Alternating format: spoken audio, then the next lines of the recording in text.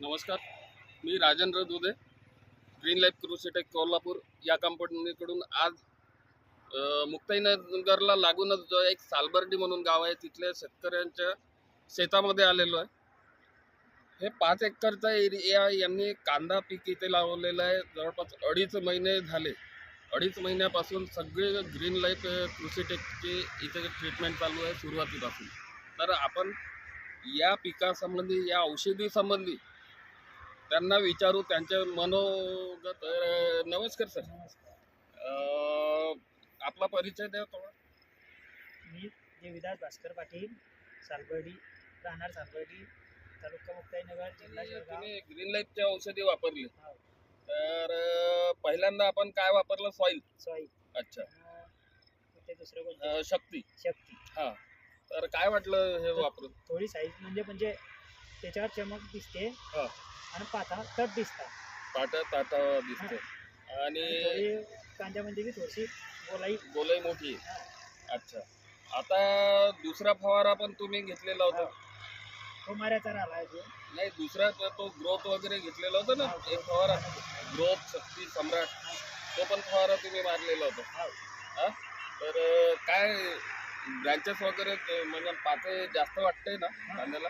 हा, हिरवटपणा म्हणजे त्याची क्वालिटी खराब होत नाही आहे, म्हणजे त्याच्यावरती असा रोगाचा अटॅक होत नाही आहे। अच्छा, आणि आता तुम्ही दुसरं आणखी कॅल्सिबोर ते मारायचं आहे, चार्जर। एकूण तुम्हाला कंडिशन कशी वाटते बाकी बाकी ठिकाणच्या? कसं आहे, आमच्या जसं आता समोर आता आपल्या शेताच्या वरती प्लॉट आहे, तर त्याच्या पाथा कशा दिसत आहे? अशा पिवळ सड दिसत आहे। आपल्या प्लॉटच्या पाथा कशा दिसत आहे? थोडस पाण्याची कमतरता असल्यामुळे बी आपल्या पाथा म्हणजे तट दिसत आहे ना, हिरव्या दिसत आहे।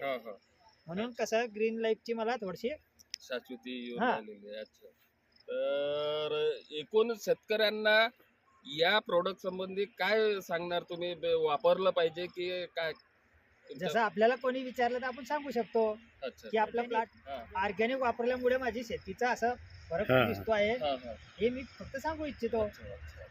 तर एकूण तुम्हाला रिझल्ट चांगले, प्रोडक्ट रिझल्ट चांगले स्वतः मला आले रिझल्ट, पण दुसऱ्याला ते अनुभव घेतल्याशिवाय समजत नाही। साखर गोड कधी खाल्ल्याशिवाय कळणार। आता मी साखर खाल्ली, मला समजते की गोड आहे। अच्छा, आणखी इथं शेतकरी विचारत असाल काय वापरलाय तुम्ही याला?